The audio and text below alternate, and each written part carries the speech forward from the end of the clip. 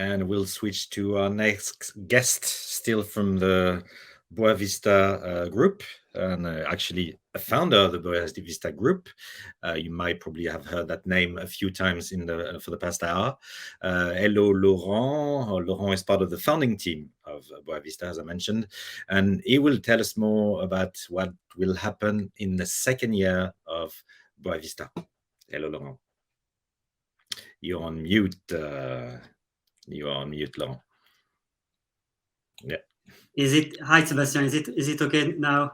Much better. So, thank you for joining me. Thank you, Sebastian, and great presentation, Benoit. So yeah, I'm going to introduce Boa Vista. You already heard Benoit and Benjamin, who are members of Boa Vista. But what is Boa Vista? We're going to talk about that. Are you ready to share? Okay. Yeah, can everyone see my screen? It's fine on my side. Thank you. It's okay, perfect. So yeah, I'm one of the co-founders of Boa Vista, but we are many co-founders. And as I've said, Benoit and Benjamin are part of this group. But what is Boa Vista? What are you doing? What are we doing? And why did we found it? The first thing is, well, you are aware about that because several people have talked about it, that you know that the ICT and digital industry is growing very fast, and by doing that, the IT infrastructure is using lots of energy and doing it emitting a lot of greenhouse gases, but they are also, well, the IT industry is also emitting greenhouse gases by the manufacturing of the devices and equipments. And this industry is growing at that fast rate, while we are supposed to reduce our emissions. And we are supposed to reduce our emissions to be compatible with the Paris Agreement. And so we can see that the IT industry is not compatible with this Paris Agreement right now. And not only is it emitting greenhouse gases, but it's also consuming lots of energy. It's also using lots of natural resources. It's also using water and impacting biodiversity. And so with a group of people, we thought we could try to do something about it. And the first thing was that we were all coming from a background where we were used to manage data, to manage figures, and we thought, if we want to do something about this, we need to, let's say, identify where we are right now, where we want to go tomorrow, and to define a plan to go from point A to point B. So that is to, we thought we needed some tool to measure and to analyze and to monitor the environmental impact of all ICT and digital components of an organization, and to be able to reduce this impact. But at that time, which was something like 1.5 years ago, we discussed with lots of organizations, lots of companies about that. And many of them were starting to set up, let's say, digital sustainability plans. But most of them, well, it was a challenge for them to really measure the impact of ICT and digital components of their companies. It was a challenge because of several things that I tried to list on that slide, and I won't go through all of them, but maybe just to pick some stuff there. They had some trouble to find a measurement methodology to identify their overall impacts and to analyze those impacts. They did not have any inventory data for their equipments within the company. They did not have, let's say, environmental impacts for each of the equipments they were using. Setting up, launching a measurement process was quite a heavy project, and it was hard to reproduce that every year or every semester. So there were lots of challenges at that time. And there was also one other challenge that's for most companies, most organizations, people involved on that topic were just, well, they were alone in their companies, and they had no one to talk about this or to discuss about what they achieved, or to challenge what they were doing. So 1 year and a half, we decided to launch Boavista. So Boavista is a let's say community-based, not-for-profit organization which is run by volunteers, and our mission is to help those people and to enable the measurement to be more reliable, simpler, and faster. And we do that in two fashions. The first one is by connecting those people who are currently alone in their companies, connecting the stakeholders and the ecosystem members, and helping them to share their knowledge and help them to help each other on their project. So basically, we act as a kind of, let's say, professional meeting group or business group, I would say. And the other way we do, we try to achieve this mission is by organizing the development and dissemination of open resources and open tools for measurement and analysis. And I will go through some of the tools and resources that we have produced. For all of those tools, we try to target the measurement of digital infrastructures and also digital services. We try to cover the equipment full life cycle, which is the build phase, the use phase, and the end of life phase. We try also to provide some data which are multi-criteria, that is to have obviously data for energy consumption and greenhouse gas emissions, but also to have impact data for natural resources consumptions, water use, impact on biodiversity, and so on and so on. And all those resources and tools that we are trying to build are based on industry standards and best practices. We are, as you will see, we try to connect as much as we can with the, let's say, the leaders on those topics. And so this talk is about the past and future of Boavista. So for the last 1 year, we did a few things. One of the things that we did and we still do is that we have regular meetings. We have video meetings every 2 weeks, and the next one is tomorrow. And those are meetings where every member gather and we share our feedback about what we can see on our monitoring, every new tool that we can see, every new study that we can find. We also discuss about some of the sub-projects of Boavista, but also we have some feedback about projects that have been launched in some of the members' companies, or we invite also people external of the who are external of Boavista to share with us what they are working, what products they are launching, and so on. But also we have, hopefully we'll have some more, but we had a few in-person meetings, and these are some few photos of a meeting we had 2 months ago with some people in a cafe in Paris. And we try to do as much as we can those kinds of events, because we really like to meet and share in person. So we had several meetings, but also we connected now almost, more than 100 people within the group. So those people are employees of small and large organizations, which are public and private organizations. And we have a wide diversity of expertise.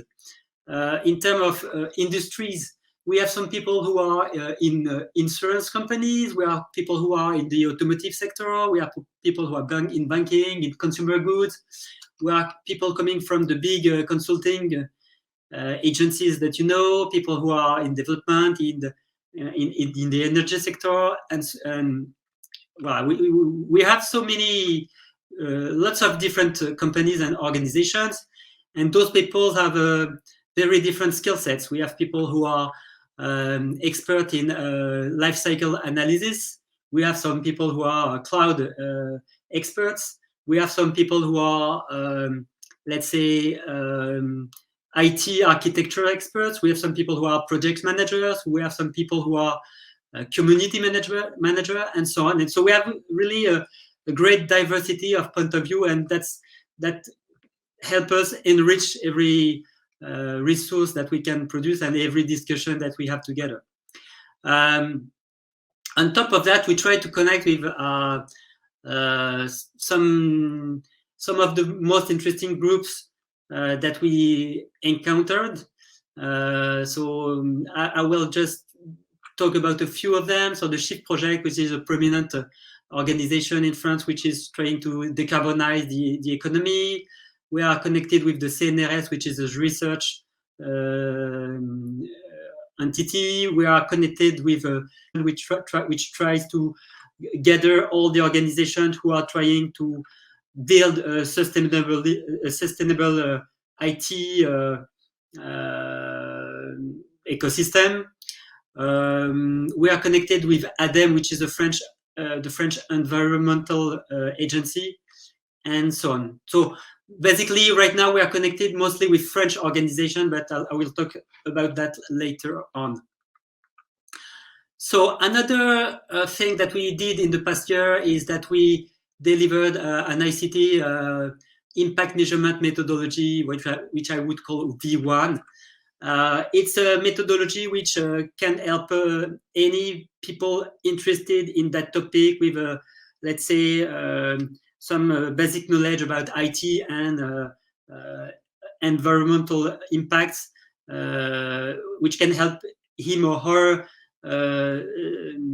measure the impact of its department or company. So it's a methodology which is, we hope, very simple, exhaustive, actionable. It's step by step. It's a Word document which is something like 25 pages with 20 steps. And as I said, it can help anybody to have a full life cycle and multi-criteria assessment. The prerequisite to use for using this methodology is to have an inventory of the digital components of the organization and to have an equipment environmental footprint database. And this document is open source as everything that we produce and based on industry standards and best practices. So I said that for using this methodology, you need a database, and it turns out that we produced our own database, which is on also that open source and available on GitHub. This is a database which collects something like 1,300 equipment references with coming from major vendors like Lenovo, HP, Dell, and so on, and which include laptop, desktop, servers, screens, network equipment, and so on. And for each equipment, we've gathered some data about the environmental footprint of said equipment. This is a database that we started by our own. At the beginning, we started to filling it manually. Now we are working on tools to increase this database, and we have plans to go from 1,000 references to many, many more, and you'll see how later on. Another thing that we recently published is a big study about how to better assess IT servers' multi-criteria manufacturing environmental impacts. This is an article which sums up the different phases that we went through when trying to define calculus methodology for measuring those servers. And if you read this methodology, you'll see that we went from a very basic formula to a more complex, but also that we went from something which was focused on carbon emissions, and that we ended up measuring, have a measure which is a multi-criteria. So as I've said, with carbon emissions, but also abiotic resources depletion, water use, and so on. So you can read this article.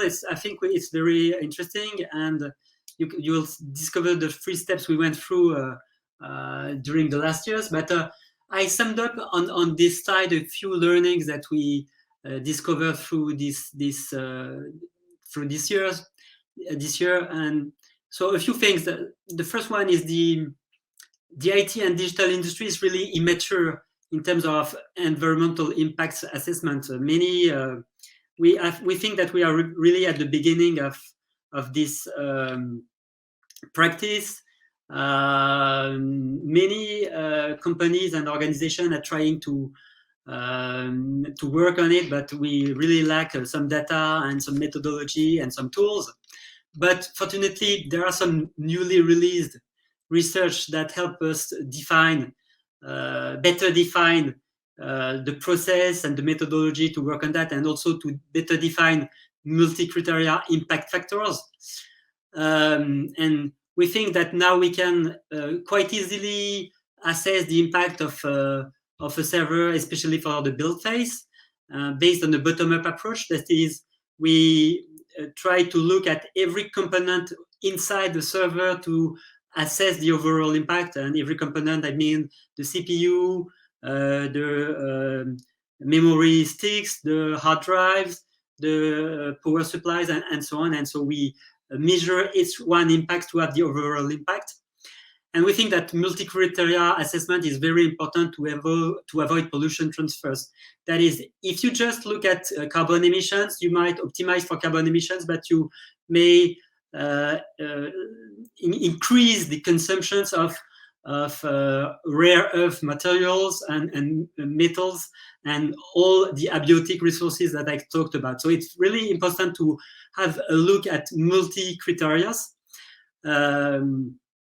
especially because we think that ADP, this criteria which targets rare earths and metals and so on, is very specific and very really specific to the digital industry.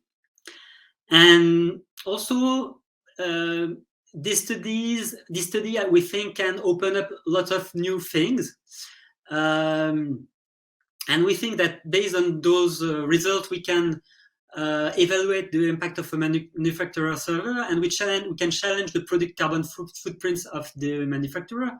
You may or may know that some of the manufacturers produce what we call product carbon footprints, which are the kind of photography of the emission of specific equipment. And some of the product carbon footprints provide some really good data, but some of them lack some data, and we think that we can improve those product carbon footprints with our methodology. We also think this article was focused on measuring the impact of the manufacturing of servers, but we think that we can extend that to other type of equipments like network equipment, storage equipment, and also to overall data centers.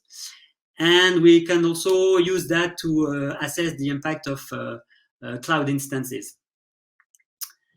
And so maybe this was one of the last deliverables that we launched in 2021. And so now I'm going to talk a little bit about what's next, what we're going to do in 2022. So maybe the first thing that we want to work on is to grow the community and build a momentum to scale our projects and to scale awareness.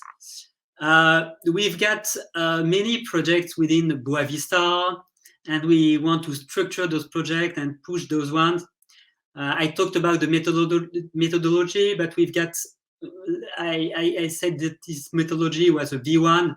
There are lots of things that we learned during this year that we want to include in this methodology to be able to cover, let's say, a fuller range of digital equipment and services. That is, we want to include the measurement of cloud instances, and we have people like Benjamin who are helping us to do that. And we want to be able to cover Google Cloud, AWS, and Azure. We want to better cover the impact of network devices. We want to include a better understanding of refurbished equipment's impacts.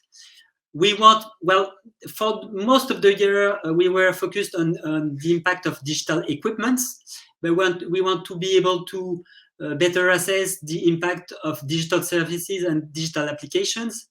And this is some topic we will work on during next year. So that's for the methodology. For the data, the database, the data repository, we want to extend that repository to better cover those equipments with multi-criteria data. We have some equipments where we have some multi-criteria, but they are really, let's say, a few ones among the 1,300 equipments that I talked about. So we have to work on that and to enhance those data. And we are going to do that through several actions. The first one is we are going to try to analyze some of the data that we have to try to enhance those equipments references with extrapolated data. We want to continue to gather some data coming from manufacturers, and so we are building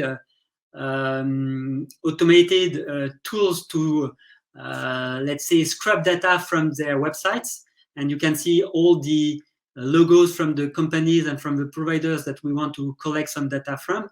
And also we are trying to start discussions with those people in those companies to get them on board and to have some data from primary sources and directly from the manufacturers. And we are, hopefully we'll have discussions with them next year, and we hope that some of data will be directly fed from manufacturers next year.